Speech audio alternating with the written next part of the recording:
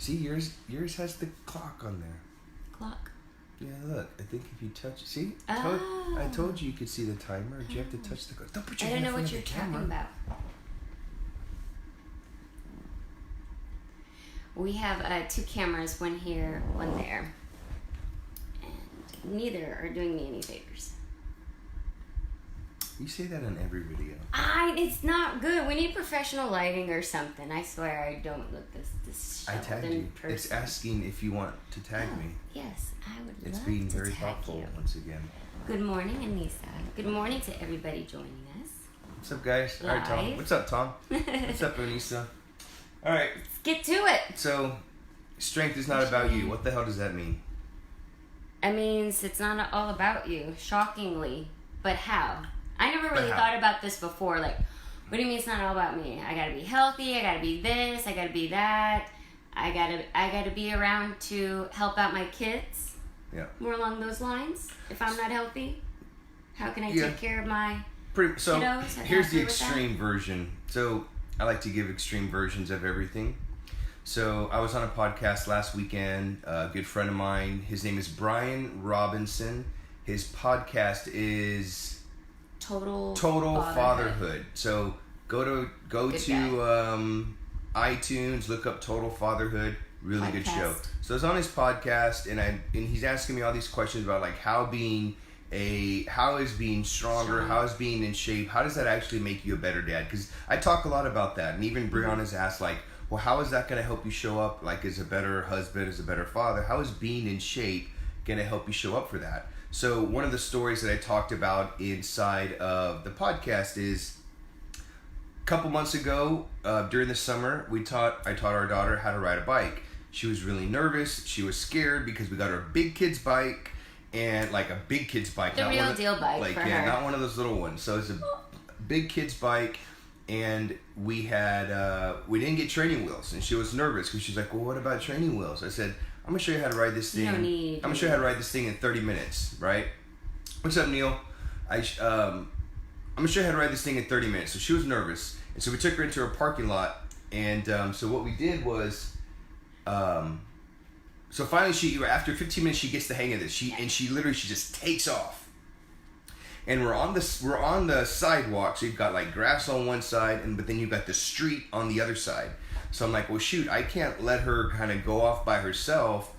I have to like run on the side where the street's at. Run along with her. So for 45 minutes, we're doing this thing, and I'm sprinting. Yeah, I couldn't keep up. I'm sprinting in a near full-on sprint for 45 minutes, right? We'll sprint to the end of the street, which is probably like a good... It was like a good street. It was a good 50 yards. A good 50 yards, almost near all-on sprint. We'd stop, turn her around, and then I'd sprint back the other way. And so we did this for 45 minutes.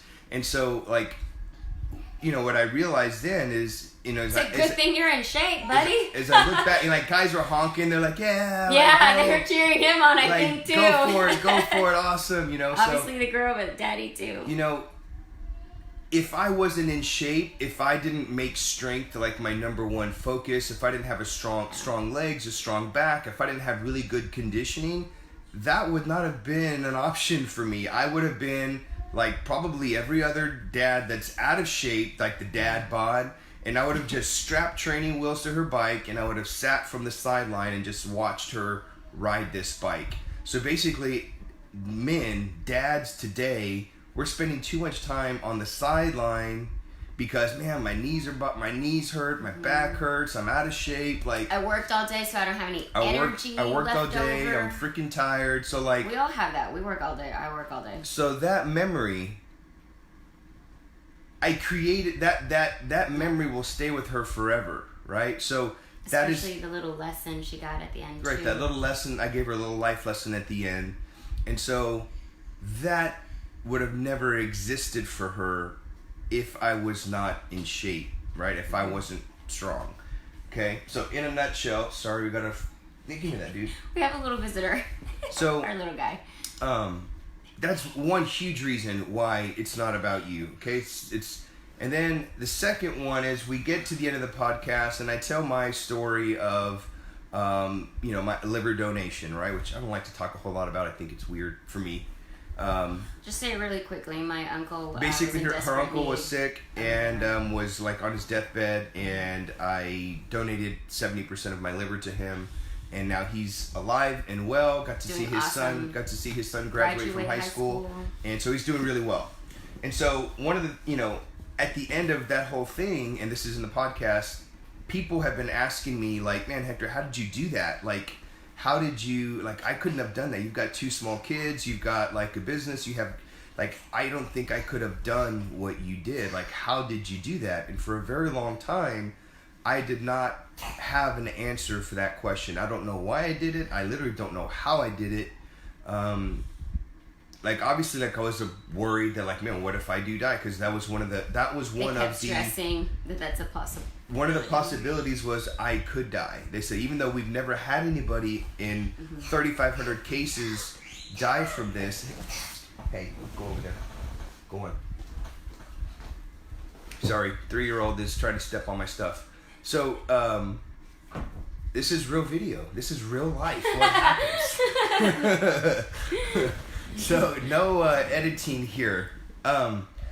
So, like, one of the possibilities was, like, I could literally die during this procedure, right? Not just from, like, the anesthesia, but, like, just the nature of the surgery, that kind of thing. So, anyway, the answer, I was like, you know what, as I look back, I was like, man, like, well, you kept saying, you said if I wasn't healthy right enough and I wasn't strong enough, that type of thing, like, let's just say I was, like, 80 pounds overweight, not in shape, like, this would not have been a door that would have been open to me. Which that was the case. We had several people step up, said, I'm willing to donate, I will be a living donor, but they couldn't for some reason or another. Like, and it comes down to health. I mean, a lot of things outside of health too factor in, but health is a big one. Genetics was a big one. You can't stuff you can control, you can't be overweight.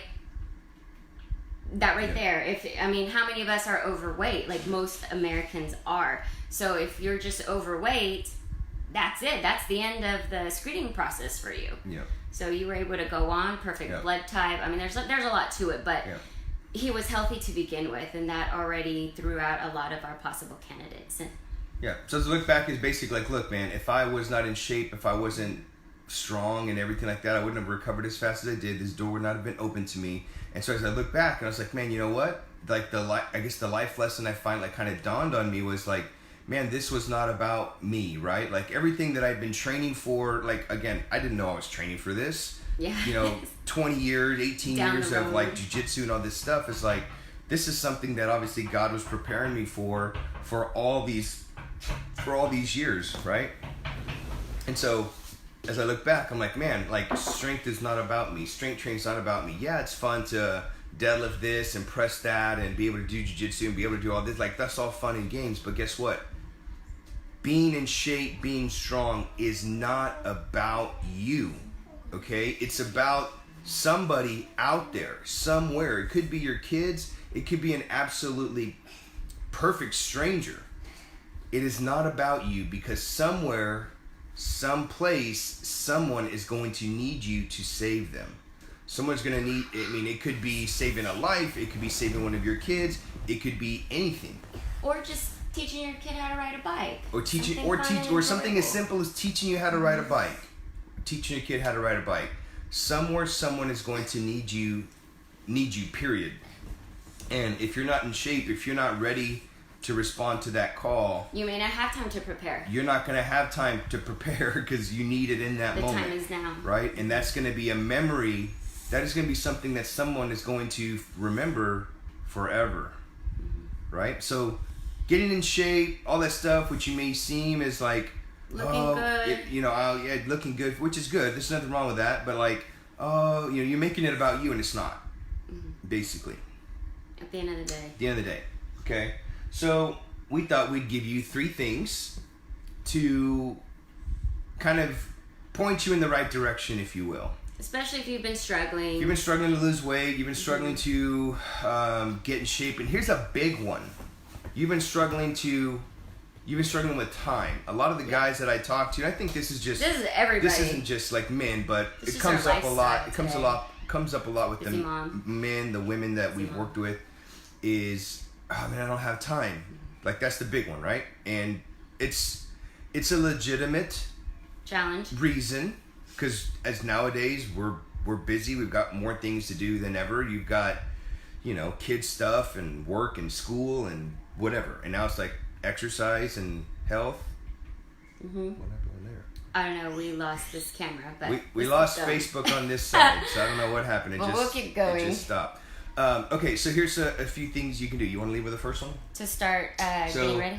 Yeah, one is making... So basically, we all know that... See, that's why you got to do this and then this. No, it's too late now. You got to stop. Just go for it. So 3 things you got to do. Okay, so one thing you can do is... Sorry, I think we all know by now eating comes down to losing weight, losing body fat. You know, you can get pretty lean just strength training, but eventually you really got to dial in that. And if you're leaving out the nutrition piece, you're missing the boat. Yeah. Okay, so we had a debate about this morning. It just comes down to how you calculate the percentages. But I'll let him explain it his way because it's easier, smaller numbers. So here's something that you can do. Again, so, you know, we talk a lot about like, you know, like cheat days, like allowing yourself, like moving it to the end of the week, eating on Saturday, that type of thing. That's one option, okay? So something that I've actually been accidentally playing around with is, look, 80% of the time you have to be on point. 20% of the time you can enjoy life, enjoy whatever you like, that kind of thing. So there's 30 days in a month. 30 days in a month. 20% of that, which you can goof off and have whatever you want on you know, as a meal on one of those days. That's 6 days. 6 days out of a month, you can allocate wherever you want to enjoy some kind of yummy food. And it's not going to affect you. And it's not going to affect you. It's not going to affect your progress. Now, let me talk about that. So, this is not a cheat day. It's not like all day long you're cheating, okay? These are 6 cheat meals that you can allocate. This could be 4 Saturdays, and then it gives you 2 meals left to put like on a Thursday. Like, oh, like I know I've got friends coming in town. Celebrating someone's birthday, and it happens to be on a Wednesday or what have you. You can put that, so you can. These are strategic cheat meals that you can put. Okay, so it's like, okay, what does that look like? Okay, it's Thursday. I've eaten good, like, you know, my breakfast, my lunch, and whatever. We're all going out for dinner. And then now I've had family come in town. It's Thursday night. I'm gonna use my get out of jail free card, and I'm gonna eat pizza or wings on this day. Whatever we want. Whatever it is that you like. So that's the first one. That's one. She's got another one for you. So the second one, it goes by different names. I refer to it as crowding out. So it's along the same lines. You know you're going to be somewhere where the temptation might be too strong, or maybe you're just getting started in your health journey, we don't want to deny ourselves everything, and we're human beings. Even we are not going to eat 100% perfect 100% of the time. So what can you do? You're like, gosh, but I'm going to go. It's going to be all these fried appetizers and all these good drinks. Have something healthy before you go. It's kind of like pre-eating. So what you're going to do is eat your actual healthy meal there at home before you leave. So when you show up to the party, when you show up to the whatever, you have less space in your body for it. So you're actually going to eat less of the fried stuff. You're going to consume less of the desserts because there's just not enough space. So you're crowding out the stuff that you're trying to stay away from. And like I said, you can find that. It goes by different names, but that's their crowding out method. And then tell everybody about moving a little bit. Yeah, so obviously, like, you know, like you need to, we all know that we need to move and that kind of thing. We need to exercise. So I'm not going to tell you, like, right now, like, what exercises to do or anything like that. But here's the one thing that you need to do. And this is going to sound kind of weird, but it's going to make a lot of sense. So, so most of us struggle with time, right? I don't have time to do this. That's the most common excuse, which can be a reason, but to me, it's an excuse because you have time, okay? You make time for things that are important, right? So you know, you're busy one weekend, you're like, oh, I don't have time to do this, but then someone gives you free Dallas Cowboys tickets, you're like, oh, I can move this around, and before you know it, you're at the Dallas Cowboys game, right? So I keep a very tight schedule, and we tag team the kids, so we need to know who's where. We need to know who's where, what's going on, and so Brianna will ask me, hey, can we do this? I'm like, check the schedule, because sometimes I've got like an assessment booked, I've got a phone call scheduled, or I've got this scheduled. Like, I schedule everything. I schedule the time that I schedule the time that I take my kids to school, the time I pick them up, when I'm going to work out, when we're going to have family time for this. Like, I schedule that stuff. And so I require her to get on my schedule and that kind of thing. And that sounds kind of weird. Like, man, like, what kind of man would like make his wife check his schedule? Like, your wife has to schedule time with you? And like, my mom always gets pissed off at me because she's like, why do I gotta schedule time with you? Like, she gets mad about this. Here's why. It sounds weird, but here's why. Just like I mentioned, because when I put something in my calendar, it's rock solid. It's happening. But my calendar is my boss. I don't have a boss, but my calendar is my boss. Okay? So if it's in my calendar, I know it's going to get done, right? Mm-hmm. So you make time for things that are important. And if it gets on your calendar, it's important. You're going to do it. It's important. So yes, schedule the time that, like, she scheduled time for like taking my daughter to go get glasses. Oh yeah. So I knew, like, can you pick something up for me? Well, I knew not to ask that because she had this time blocked about picking up glasses for my daughter or something like that. And that's stuff that and it's a joint calendar. She gets on it. You can use Google Calendar. We use the Apple iCalendar because we both have the Apple phone and all that stuff. So you need to schedule when you're going to be doing everything. When you're going to get your workout, when you're going to take your kids to school, you need to schedule everything. Yeah, and somebody was like, hey, can you guys do dinner? I was like, well, I can, but let me check with Hector. So I didn't have to try to get a hold of you. It just went to our joint calendar. Yeah. And I was like, this day's good, this day's not. Yep. And then I'm like, it was on the calendar, buddy. Yeah, and then she'll You're schedule, ready. you know, and then you can invite each other. So she'll schedule and she'll email it to me. I'll get an email saying just an alert. Hey, you're invited. An alert. You're invited required. to whatever, and you can respond to it, right? So that way I'm not like, well, I didn't know we were gonna go do this, you know, whatever. She was. It's on the calendar. Check the calendar, right? Alert. You probably just forgot.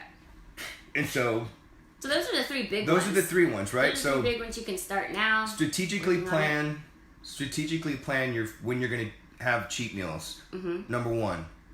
Crowd out before you go. Right? Crowd out. Like, have something healthy before you go. That way you're less likely to indulge in all the yummy foods that are there. You'll eat less of the stuff you're trying to stay away from. Number three, you need to schedule your time. Movement. This, I'm telling you, will change everything for you. Schedule it as a family. Go do something. Yeah, schedule time as a family. Okay, like on Friday night we're going to do this, or on this night we're going to do that. But schedule, I'm talking, when it comes to the health side, schedule when you're going to work out. And you do not move that for anybody. Everything else has to move around. Everything has to move around. It's just going to work out. Let me scratch it out and we'll go do this thing. Because if you leave it up to like, oh, well, maybe I'll work out. No, because guess what's going to happen? Hey, girl, we're in town. You want to go like, oh, yeah, let's go do that. There's always something. Versus like, I can't meet with you. From 5 to 6, I'm working out. I'm doing this. We can meet at 7. When I'm done, we can meet at 7. Mm-hmm. And guess what they'll say? Oh, yeah, that's fine. That works. We'll be here till like 9 anyway. Yeah. They will move around your calendar. So you need to do that. You absolutely need to do that. It sounds weird, but your life will be so much easier. And then you're going to notice that you're way more consistent with the things that you're doing. Yeah. So to close out. There you go.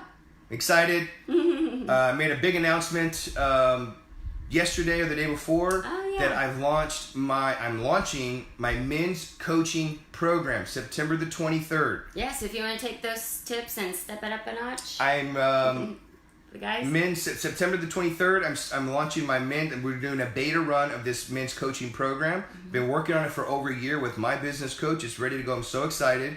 And so basically, I'm looking for 10 men.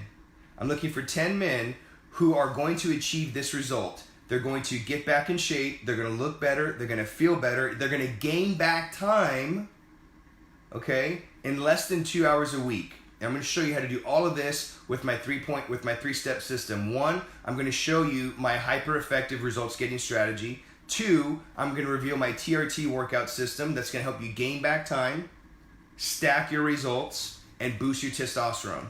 Okay? 3, I'm going to show you a recovery focused accelerating mechanism that's required to recover faster. That way you can see results as if on autopilot. Okay? Here's what you got to do. I'm going to drop a link in the comments to my scheduler. I literally have like 4 or 5 spots left on my calendar. This thing's been filling up fast. Calendar, hello, that's weird. I have like 4 or 5 spots left on my calendar where you can book some time. So basically step 1 would be for us to jump on a strategy call, talk about what you're doing, what's going right, what's not going right, see where you're at. From there, if it makes sense, you'll be able to join us in this beta run. And here's why you need to do this. Here's why I need to do this right now. Okay? 1, I only have limited spots on my calendar, like literally. 2, we're starting September the 23rd, so it's coming up. 2 weeks away. 3, I'm offering a stupid, ridiculous beta pricing for this. Price of which you'll never see again after this 12 weeks, okay? So those are 3 very important reasons why you need to make time for this right now. So if you're a guy that's been wanting to get back in shape, you know you're not showing up like the husband like we talked about and the father that you should be, this is something that you got to be on, okay? So I'm going to drop the link in the comments, schedule a time, we'll jump on and turn you into a badass. Hey. All right, guys, we're going to head out because I got to head to the gym because we have a class starting in T-minus 14 minutes. All right, so bye, guys. Bye. Bye. See ya.